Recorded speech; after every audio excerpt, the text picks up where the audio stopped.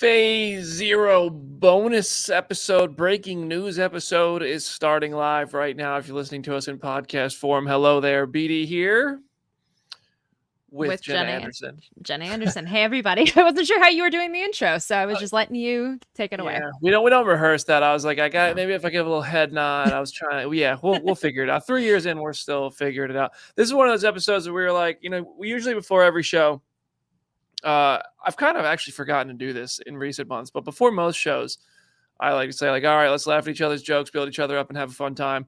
This isn't one of those times where we're like, let's have a fun time. This was one where Jenna said, all right, let's go do our jobs, and that's what we're here for. This is the Jonathon Majors sort of news recap, breaking news episode of Phase Zero. I feel like the most appropriate way to go about this is just share the facts. Obviously, people are already having the conversations about what's going to happen to the Marvel Cinematic Universe. It's obvious. It shouldn't even need acknowledgement, but it seems to that the real life situation supersedes anything going on in a fictional world. But it also, at the same time, it's our job to talk about the news surrounding that fictional world. And that's what we're here to do. So I'm just going to read this straight from the sources where it came from, not even the secondhand reporting we did, which was great. Jenny, you wrote the article on Comic Book, did, right? yes. Yeah, so, I mean, I read that. Great job. Just to be the most thorough, I have Variety open. I have THR open to share this news. So Jonathon Majors was found guilty. The verdict in his court case was revealed today. Harassment and assault, 2 misdemeanor charges. Source close to the studio confirmed to Variety that Marvel Studios is parting ways with Jonathon Majors. I believe a source close to the studio also told THR.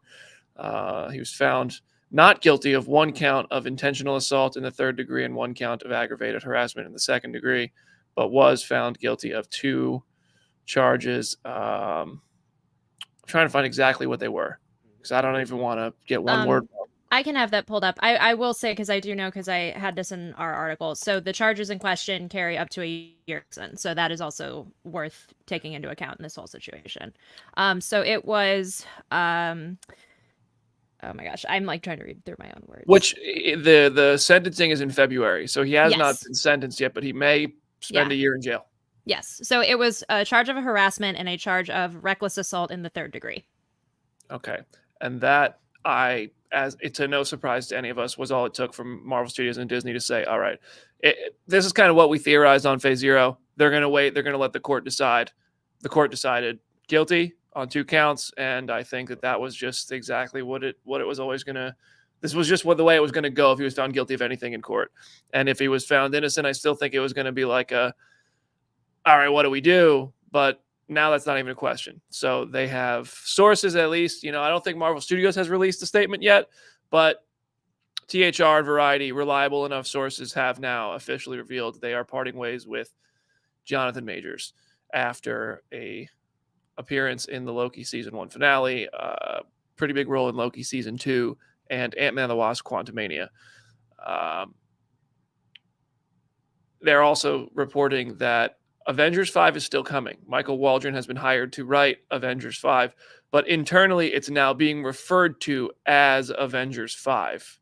They're not calling it Avengers the Kang Dynasty necessarily in-house behind the scenes at Marvel Studios anymore, which doesn't mean that it's not Avengers the Kang Dynasty anymore. They could be recasting. That is obviously one of the routes they might go. But they might also just be going in a new direction, because we all remember that piece from Variety a little while ago, which has turned out to be not accurate as Variety usually is. But, they thought about Doctor Doom already, and Secret Wars is on the way, and you had to have Doom anyway. So it's going to be interesting to see the path Marvel Studios takes creatively as a result of this.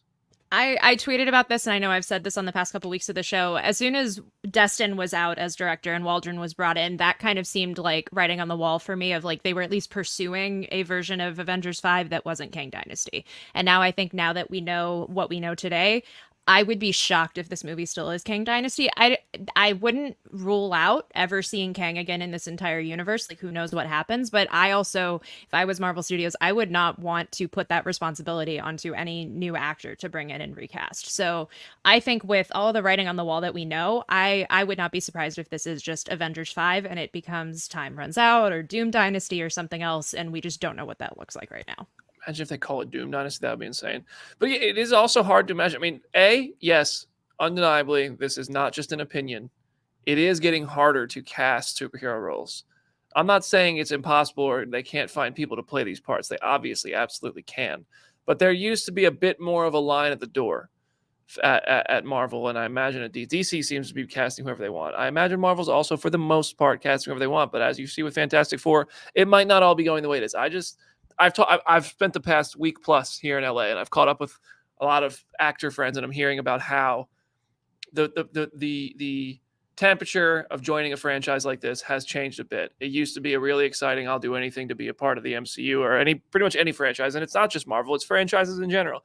There's a bit more trepidation and caution, and how is this going to serve me applied than there was before. So you pair that with the fact that Kang was now very famously fired.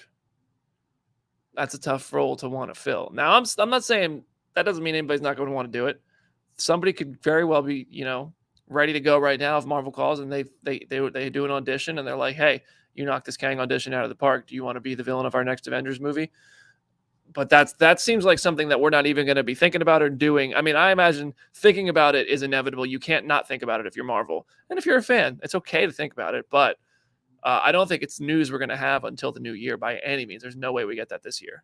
Oh, even then, I feel like Comic-Con next year or something, if that was a path that they wanted to pursue. I also, goes back to what you said at the beginning of this episode. At the end of the day, this is all entertainment. And yes, we're here to talk about the entertainment, but like there are real world consequences. So it's like if you are of the mindset of feeling cheated out of a Kang the Conqueror storyline, there's much bigger fish to fry in this situation. And that's just how the situation kind of developed.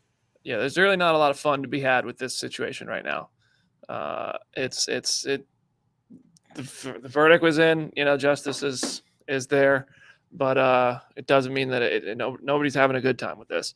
But yeah, it'll be interesting to see. I do think if they continue with Kang, the recasting will have to happen pretty quickly. So I imagine it might be something we hear before Comic-Con. I also think they might have to announce it before Comic-Con because that could get a very tepid response in Hall H. Oh, that's true. Yeah. Like if people don't already know and haven't already embraced that somebody is stepping into the role, you don't unless you're so confident that your casting is just an all-star, bringing them out and introducing them to the crowd. Like, it's not like the Hall H crowd is ever rude. Everybody's just excited to be there, but myself included. But I don't know. I think they'll also I think that this is supposed to start filming in the spring. I think, but it doesn't even have a director right now, and they're rewriting the script. So I think this is an opportunity for Marvel as a whole to take a step back. They've just given themselves so much breathing room in 2024 with only Deadpool 3 coming out to say, all right, well, it's also not like Kang was really moving the needle anyway. Yes. Quantumania didn't. Quantumania was a flop. Everybody's focused on the Marvels being a flop. Quantumania was a flop too, yo. Like, I know y'all want to talk about the Marvels because you hate it so much because you're sensitive to the fact, maybe you're sensitive to the fact that there's women in a superhero movie, but Quantumania was a flop too. The Marvels. And the majority of his appearances were on streaming. And as I have said on the show over and over again, not having, even though, yes, Loki is now available on Blu-ray, there is still a large swath of people who have followed the Infinity Saga, but are not necessarily aware of the ins and outs of the Multiverse Saga so far. So if you polled 100 people on the street or even like 100 people at Comic-Con, I guarantee you not all of them would know what Kang the Conqueror is and what this situation is. And so at the end of the day, if you do pivot and you pivot to somebody like Doctor Doom or you pivot to just a group of villains or whatever, like there's definitely a way to do that. As we said when Loki season 2 finale aired, like they have a pretty definitive way to kind of just move on if they need to. That's exactly it. And Peter in the comments, as Phase Zero, dropped the comment, Quantumania flopped without an actor's strike. Now, I don't remember which one ended up making more money than the other, but I know they were comparable and both underperformed with Quantumania and the Marvels. The only successful MCU movie this year was Guardians. So yeah, So this is where it's at. That's all the facts. I don't think we missed any facts here. He's found guilty of 2 charges, misdemeanor charges. Marvel Studios cut ties. Avengers 5 is still coming. Michael Waldron is writing it. It might not be Avengers: The Kang Dynasty. It might be. We don't know yet. There's stuff going on in real life that is definitely more important than fictional universe. It's okay to also care about the fictional universe, obviously, but you got to do it respectfully, in my opinion. You got to be able to say, all right, well, I'm not sitting here going to make demands and say stuff that could really hurt people who have been hurt. So yeah, I don't think there's much more to say on this one. I agree. So all right, y'all. Well, thank you for joining us on Phase Zero as always. We're trying out this breaking news stuff. If you guys have more things you want to talk about, that's a great way to let us know is by sending us a comment, sending us a tweet. We will talk about it because we still have our Wednesday show coming up this week. We will be able to have a bit more fun on Wednesday, I think, as we usually do. But sometimes we'll have to get in here and get serious. Hopefully not too often, but here we are. And we'll see you all on Wednesday. Jenna, any last words for today's breaking news episode? No, I think you hit the nail on the head. It's just follow me on social media at Hey It's Jenna Lynn. That's right. And I'm at Brandon Davis BD, and we will see you all in a couple of days on the Phase Zero channel and on the podcast platforms. See you, everybody.